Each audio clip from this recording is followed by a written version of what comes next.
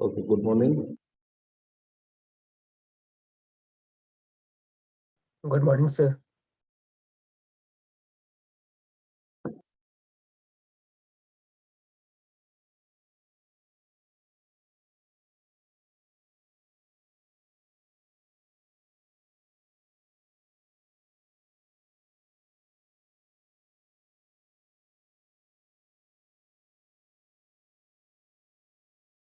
Okay, तो पिछले class में हमने आर्मेचर वाइंडिंग्स के बारे में डिस्कस किए थे। जैसे कि कई टर्म्स होते हैं, जैसे कि टर्न, कॉइल, वाइंडिंग, ये सब आर्मेचर वाइंडिंग के एक अलग अलग से टर्म होता है और ये क्या होता है ये मैंने क्लास में बताया।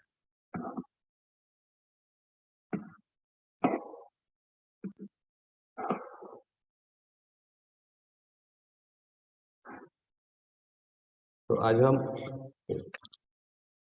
डिस्कस करेंगे कि पिच फैक्टर और डिस्ट्रीब्यूशन फैक्टर क्या होता है। ठीक है, सबसे पहले हम देख लेते हैं एक बार।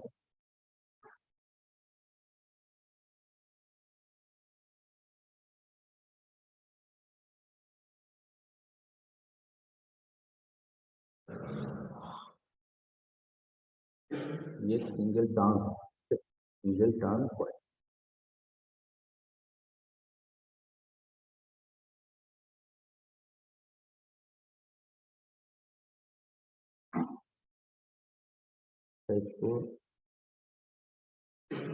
लेफ्ट साइड इसको 1 लेते हैं, राइट साइड को 2 लेते हैं, मतलब कि एक हमारा स्टार्टिंग है और एक फिनिशिंग है। ओके, अब देखो यहाँ पर एक कॉन्सेप्ट होता है डिग्री का। जैसे यहाँ पर 2 डिग्री होता है, एक क्या होता है मैकेनिकल डिग्री, एक इलेक्ट्रिकल डिग्री। तो इलेक्ट्रिकल डिग्री, तो यहाँ पर इलेक्ट्रिकल डिग्री किसे कहते हैं? इलेक्ट्रिकल डिग्री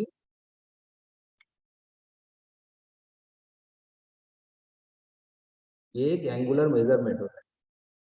इलेक्ट्रिकल डिग्री और एंगुलर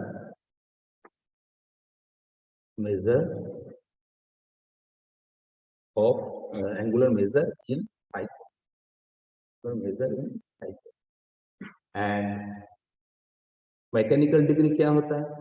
मैकेनिकल डिग्री होता है,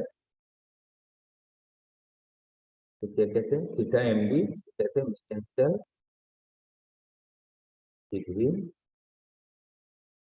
और angular measure in space. Okay, angular measure in space. So इसके बीच एक रिलेशन होता है, जैसे कि theta degree electrical, theta degree electrical is equal to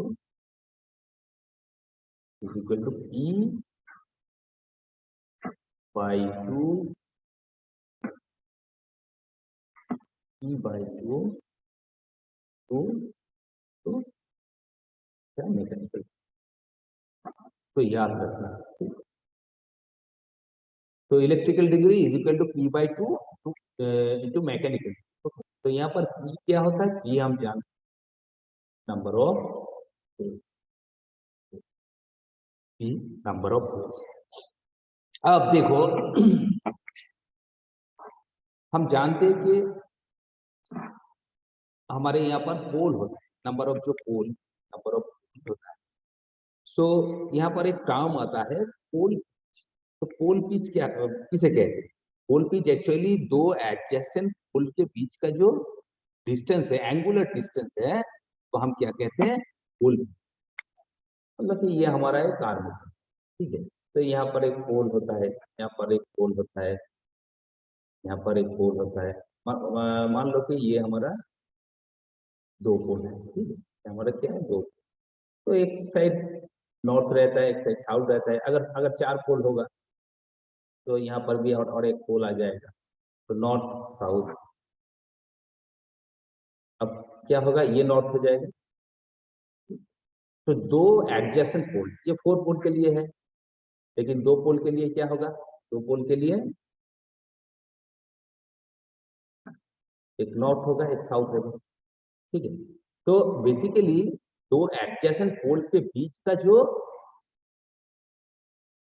angular distance होगा उसको हम क्या कहते हैं, उसको हम पोल पिच कहते हैं, जो कि एक इलेक्ट्रिकल डिग्री के टर्म में आता है, एक मैकेनिकल के टर्म में आता है, ठीक है। तो वन पोल पिच, तो एक्चुअली पोल पिच क्या है, पोल पोल पोल पिच किसे कहते हैं, the angular distance, the angular distance between the center of two adjacent poles on a machine is known as pole pitch. Pole pitch. Okay. तो क्या कहते हैं, पोल पिच और पोल स्पैन। इसको क्या कहते हैं, पोल पिच और पोल स्पैन कहते हैं, ठीक है। दो एडजेसेंट पोल के बीच का जो एंगुलर डिस्टेंस है उसको हम क्या कहते हैं, उसको हम पोल पिच कहते हैं। So one pole pitch is equal to always 180 degree electrical होता है, always 180 डिग्री इलेक्ट्रिकल।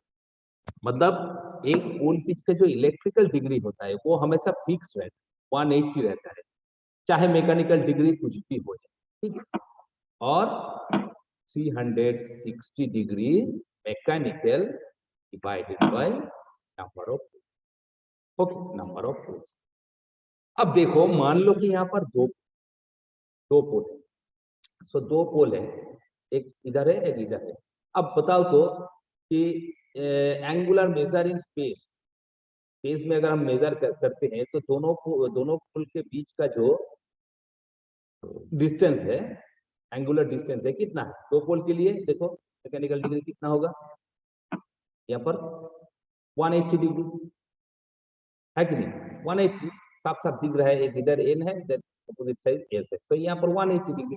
अगर यहाँ पर देखो 180 theta electrical is equal to E कितना है, यहाँ पर 2 पोल के लिए 2 है, नीचे 2, इधर कितना है, मैकेनिकल डिग्री कितना है 180 डिग्री। तो देखो इलेक्ट्रिकल डिग्री कितना आया है 180। अगर मान लो कि यहाँ पर नंबर ऑफ 4 है, 4 है, एन एस एन एस। अब बताओ तो ये जो स्पेस में दिख रहा है, दोनों एडजेसेंट पोल के बीच में एंगुलर डिस्टेंस कितना है एन और एस के बीच, 90 डिग्री। 90, ओके 90। सो यहाँ पर देखो थीटा इलेक्ट्रिकल इक्वल टू, यहाँ पर नंबर ऑफ पोल कितना है, P4, P/2 into mechanical degree कितना है 90 है। तो यहाँ पर देखो कितना आ रहा है 180।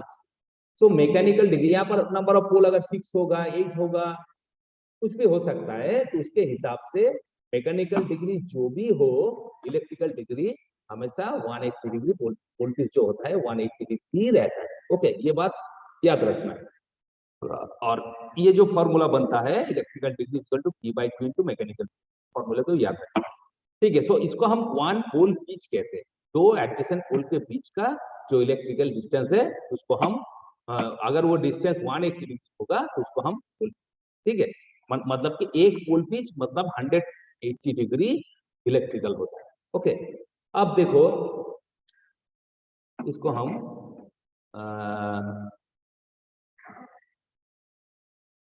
ये जो दो मतलब के दो पोल को हम थोड़ा इस हिसाब से ड्रॉ करते हैं। मान लो कि एक हमारा ये क्या है, ये एक नॉर्थ है, क्या है हमारे साउथ है, मतलब कि एक ये जो उत्तर का जो पोल, ठीक है,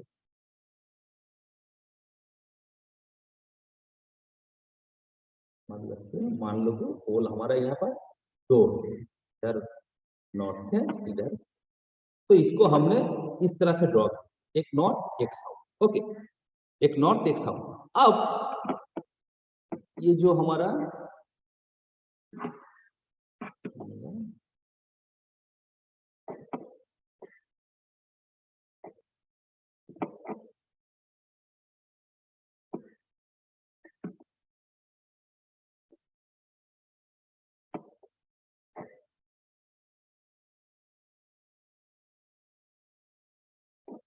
ओके, ये क्या है, इसको हम क्या कहते हैं,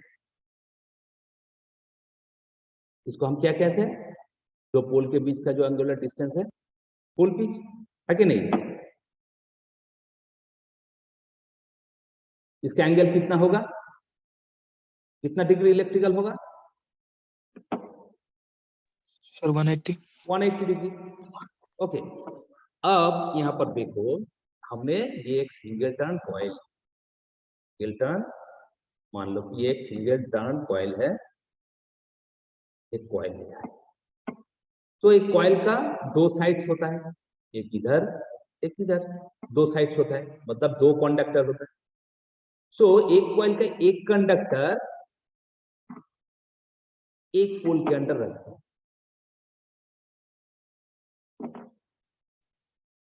और दूसरे साइड का मतलब दो वाला कंडक्टर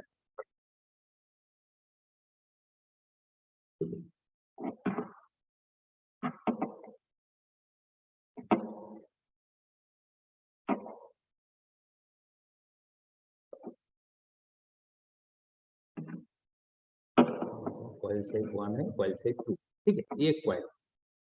सो किसी भी कॉइल का एक साइड एक पोल के अंदर अगर हम रखेंगे और दूसरा साइड उसके एडजेसेंट जो पोल है उसके अंदर रखेंगे, तो इसका बीच का जो इलेक्ट्रिकल डिस्टेंस होगा, दो कॉइल साइड्स का जो इलेक्ट्रिकल डिस्टेंस होगा कितना होगा, 120 डिग्री, 180 डिग्री इलेक्ट्रिकली होगा, है कि नहीं, 180 डिग्री क्या होता है इलेक्ट्रिकल, 120 डिग्री इलेक्ट्रिकली होगा। सो जब ऐसा होता है उस कॉइल को हम क्या बोलते हैं, उस कॉइल को हम फुल पिच कॉइल बोलते हैं, ठीक है। और दो कॉइल के बीच का जो डिस्टेंस है, जैसे कि दो पोल के बीच का डिस्टेंस को हम क्या कहते हैं, कॉइल पिच और coil span, sorry pole pitch और पोल स्पैन, दो पोल के बीच का जो डिस्टेंस है उसको हम पोल पिच और पोल स्पैन कहते हैं। ठीक इसी तरह से दो कॉइल साइड, मतलब कॉइल साइड, दो कॉइल साइड के बीच का जो डिस्टेंस है उसको हम क्या बोलेंगे, उसको हम बोलेंगे कॉइल पिच और कॉइल स्पैन, ओके। सो यहाँ पर और भी एक टर्म आता है जिसको हम क्या कहते हैं, कॉइल पिच, कॉइल पिच। तो कॉइल पिच किसे कहते हैं, the distance between the two sides of a coil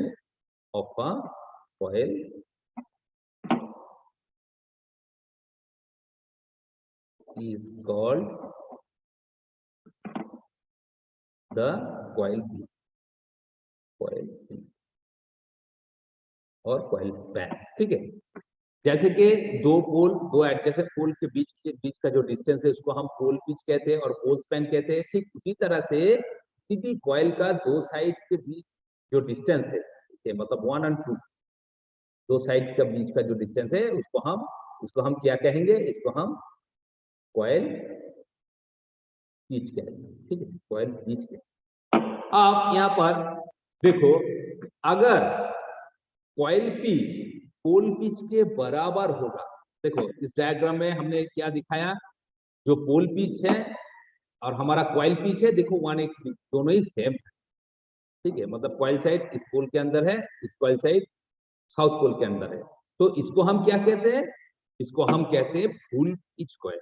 मतलब कि पोल पिच और कॉइल पिच अगर बराबर होगा, ठीक है, सेम होगा, तब उसको हम क्या कहते हैं, उसको हम फुल पिच कॉइल कहते हैं। उसको हम क्या कहते हैं, फुल पिच कॉइल, ठीक है। सो यहाँ पर if the coil pitch is 1 पोल, तो फुल पिच कॉइल किसको कहेंगे, full pitch if the coil if the coil is one pole pitch, it is called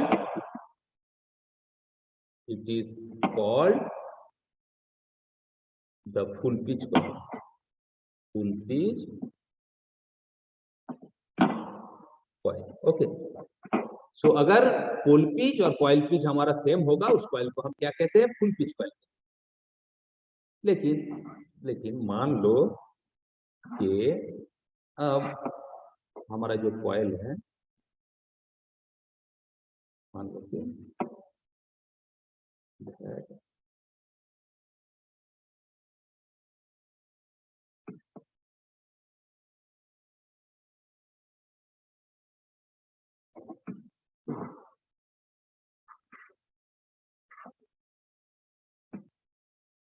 ये हमारा डॉटेड लाइन है,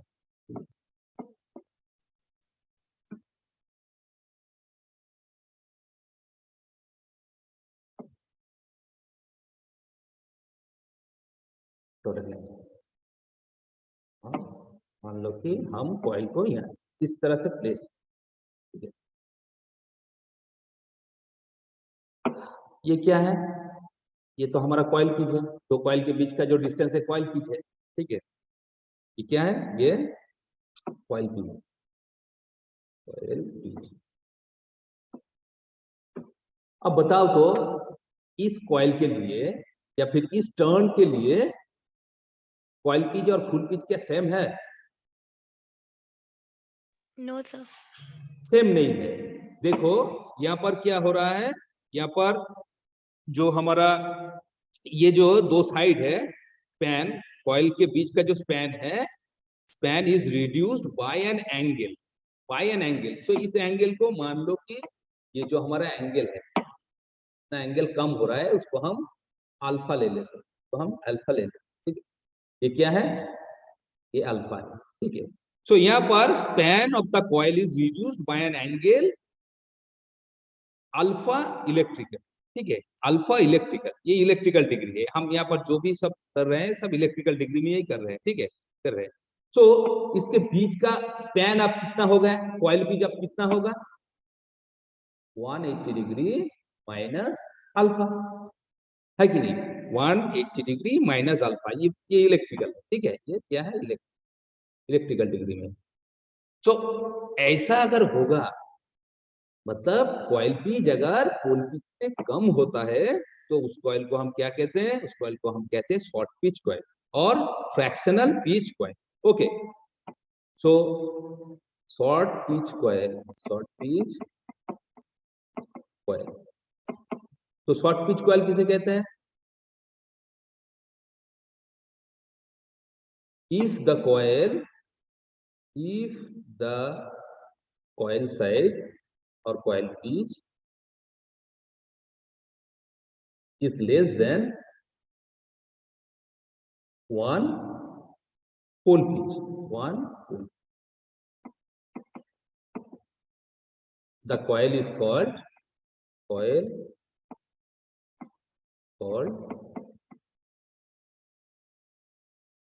the short pitch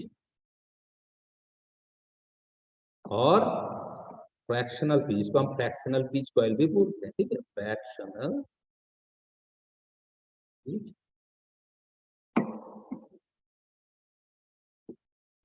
कॉइल, ठीक है।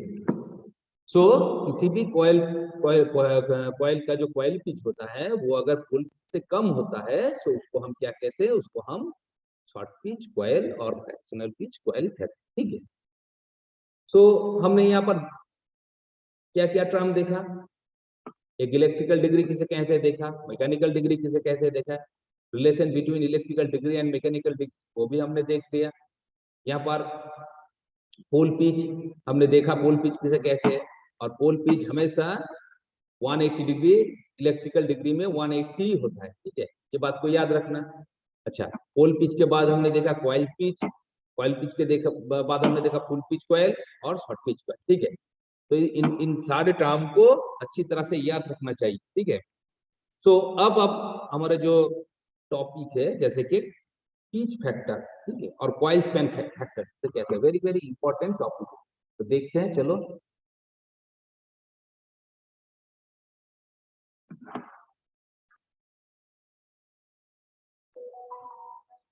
Coil span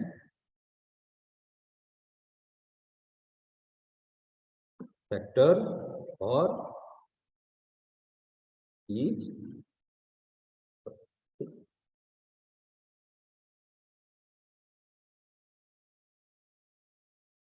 coil span factor और pitch factor किसे, ठीक है। सो बेसिकली ये हमने जो अभी दिखाया है कि हमारा जो शॉर्ट पिच कॉइल, ठीक है, और फुल पिच कॉइल हमने दिखाया है। Actually voltage generated in the short pitch coil divided by voltage generated in the full pitch coil।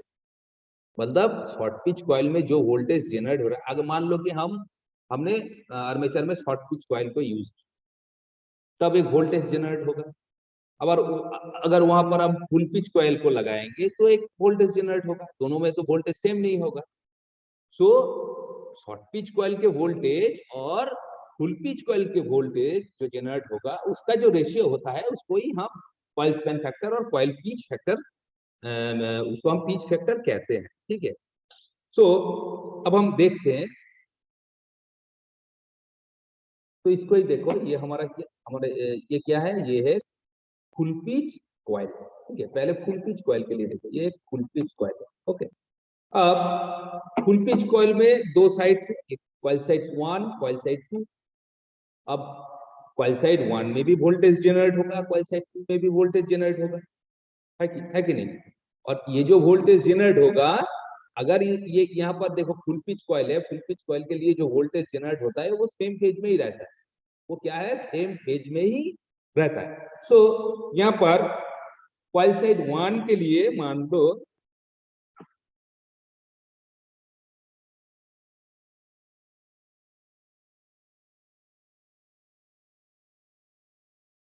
ये वोल्टेज जनरेट हो रहा है, इसको हम कहते हैं, मान लो कि ये E1, okay, E1। And coil side 2 के लिए जो वोल्टेज जनरेट होगा वो भी सेम फेज में रहेगा। तो अब ये क्या है, ये हमारा कॉइल साइड 2 का वोल्टेज है, ठीक है। तो इसको हम ले लेते हैं E2, ठीक है। ये हमारा एक कॉइल साइड है, ये भी एक कॉइल साइड है। दो कॉइल साइड के लिए एक क्या है, EC1 है, एक EC2 है। अब इन दोनों का यहां पर देखो फुल पिच कॉइल में क्या होता है कि जो टोटल टोटल जो वोल्टेज होगा, टोटल वोल्टेज क्या होगा, यहाँ पर एरिथमेटिक समेशन होगा। सो यहाँ पर मान लो कि टोटल वोल्टेज होगा,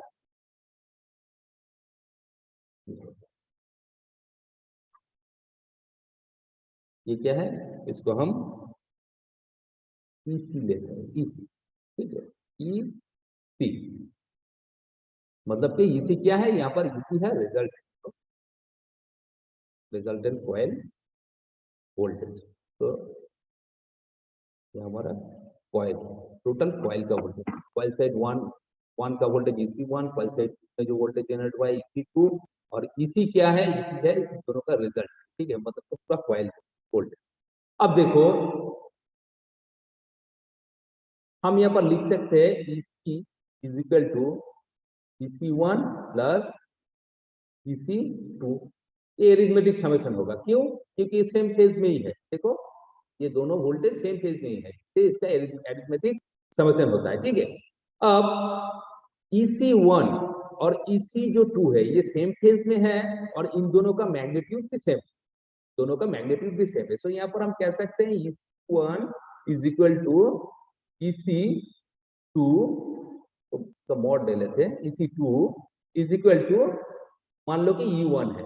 ठीक है, दोनों वोल्टेज सेम ही है, मैग्नीट्यूड सेम ही है, EC1 is equal to EC2 is equal to, हम इसको E1 ले लेते हैं। अब EC क्या होगा? EC होगा EC1 प्लस EC2, तो EC1 प्लस EC2 मतलब E1 प्लस E1 मतलब के 2E1, 2E1। ठीक है, ये क्या है? ये एक्चुअली टोटल जो हमारा कॉइल का वोल्टेज है वही। ओके, अब हम थोड़ा देख लेते हैं, अगर कॉइल हमने शॉर्ट पिच कॉइल लगाया तो क्या, ज्यादातर बेसिकली हम जो कॉइल को यूज करते हैं ना वाइंडिंग में, वहां पर फुल पिच कॉइल को हम यूज नहीं करते, हम शॉर्ट पिच कॉइल को ही यूज करते हैं। इसका कुछ एडवांटेज है, वो हम बाद में बताते हैं, लेकिन हम जो कॉइल यूज करते हैं वो एक्चुअली शॉर्ट पिच कॉइल होता है। ठीक है, सो एक्चुअली जो कॉइल यूज होता है वो क्या होता है? वो शॉर्ट पिच कॉइल होता है। ओके, अब देखो, अब हमने यहाँ पर मान लो कि short pitch coil, short pitch coil लिया है, तो कॉइल साइड 1 ये क्या है? ये तो कॉइल साइड 1 है, कॉइल साइड 2 है। अब कॉइल साइड 1 में जो वोल्टेज होगा जनरेट होगा ये,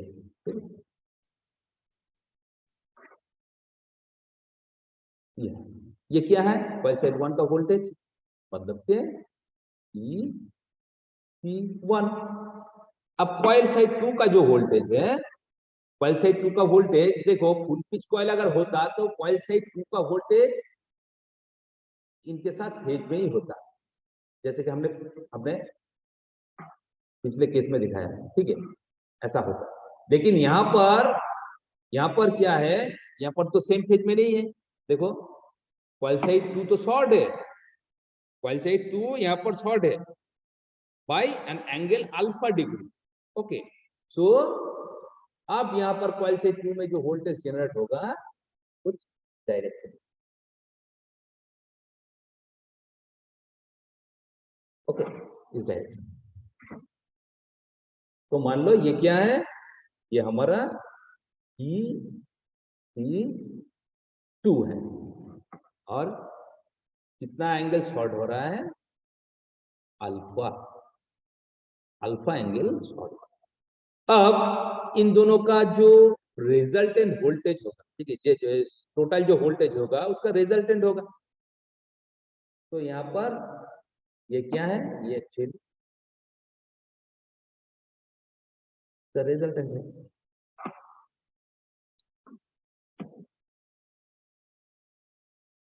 मान लो रिजल्टेंट क्या है? रिजल्टेंट है हमारा EC, इसको हम A ले लेते हैं, ये क्या है? ये B है। ठीक है, और ये C है। अब यहाँ पर ये तो शॉर्ट पिच कॉइल है, यहाँ पर ये जो रिजल्टेंट होगा ये क्या, दोनों दोनों कॉइल साइड का जो वोल्टेज है उसका क्या अरिथमेटिक समेशन हम कर सकते हैं यहाँ पर, या फिर फेजर समेशन होगा?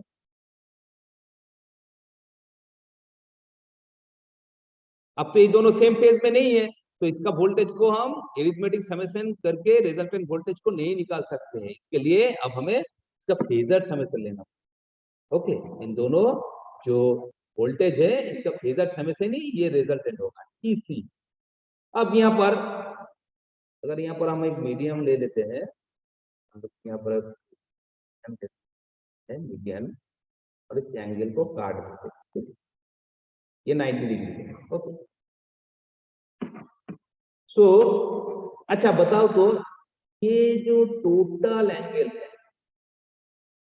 ये टोटल एंगल ये कितना होगा? ये 180 degree minus alpha. 180 degree minus ये होगा 180 अल्फा। ठीक है, अब ये जो एंगल होगा, पॉइंट को डी ले लेते, ये जो एंगल होगा ये कितना होगा? 90 डिग्री माइनस अल्फा बाई 2 है कि नहीं? तो हाफ हो जाएगा, इधर भी 90 माइनस अल्फा बाई 2, इधर भी 90 minus alpha by 2।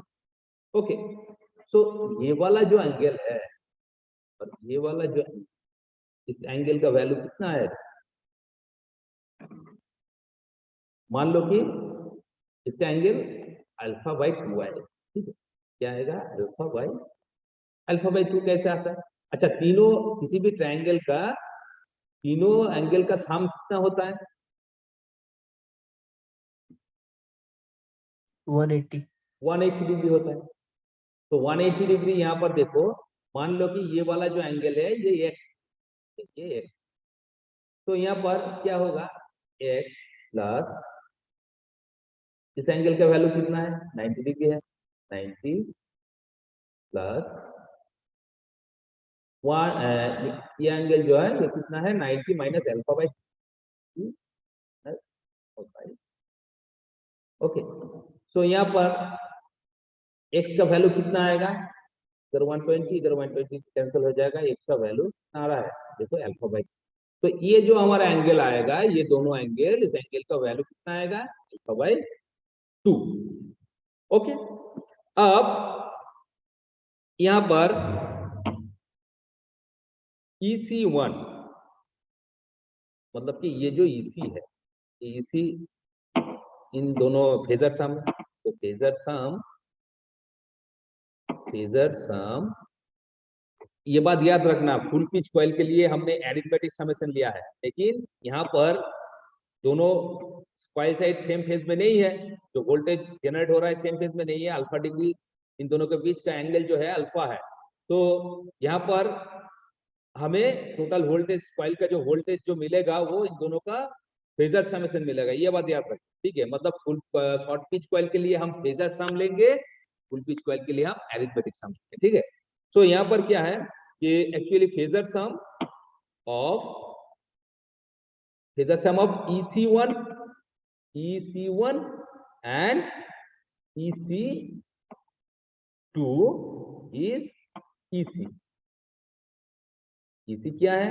Actually EC है हमारा AC। Okay, AC। अब कॉइल पिच फैक्टर का जो डेफिनेशन है वो क्या है?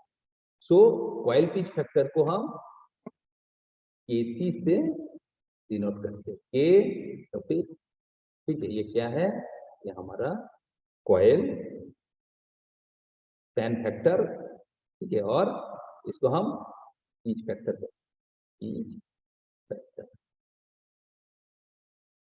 कॉइल स्पैन फैक्टर और पिच फैक्टर जिसको हम K लेते हैं। तो K is defined as the ratio of the voltage generated in the short pitch coil to the voltage generated in the full pitch coil। Okay, full pitch coil। So KC क्या है? KC defined as the ratio of the voltage generated in short pitch coil to the voltage generated in the full pitch coil। ठीक है, so हम यहाँ पर लिख सकते हैं KC is equal to actual voltage generated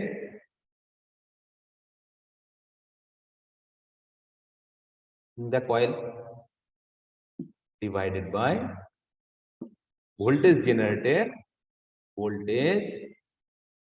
generated in the coil of span 180 degree electrical. इस तरह से भी लिख सकते हैं, ये कोई अलग बात नहीं है। Actual voltage generated in the coil मतलब एक्चुअली हम कौन सा कॉइल को यूज करते हैं, शॉर्ट पिच कॉइल को। तो शॉर्ट पिच कॉइल में जो वोल्टेज इंड्यूस होता है उसको हम क्या कहते हैं, actual voltage generated in the coil, मतलब कि शॉर्ट पिच कॉइल का ये वोल्टेज है divided by voltage generated in the coil of span 180 degree electrical. So coil span of 180 degree electrical, ये कौन सा कॉइल होता है, ये फुल पिच कॉइल होता है। सो बेसिकली ये क्या है, voltage generated in full pitch short pitch coil divided by voltage generated in pitch coil, एक ही लैंग्वेज है, ठीक है। और इसको इस लैंग्वेज में भी लिख सकते हैं, phasor sum of the voltage of two coil sides divided by arithmetic sum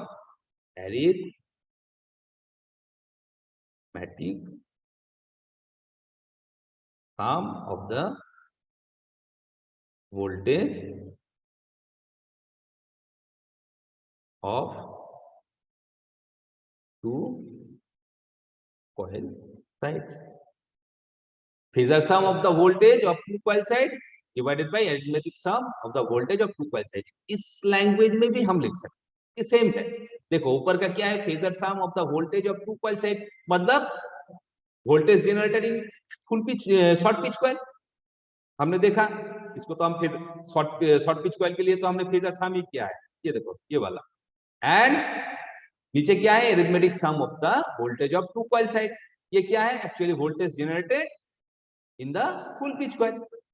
जैसे कि हमने यहाँ पर देखा, यहाँ पर हमने क्या किया, अरिथमेटिक सम किया। तो ये सेम लैंग्वेज है, ये लैंग्वेज सेम, ठीक है। अब लैंग्वेज अलग है लेकिन इसका मीनिंग सेम है, ओके। अब बताओ तो phasor sum of the voltage of two coil side. अच्छा अभी एक मिनट ही बचा है, अगर कट जाए तो 5 मिनट बाद फिर से ज्वाइन कर। सो फेजर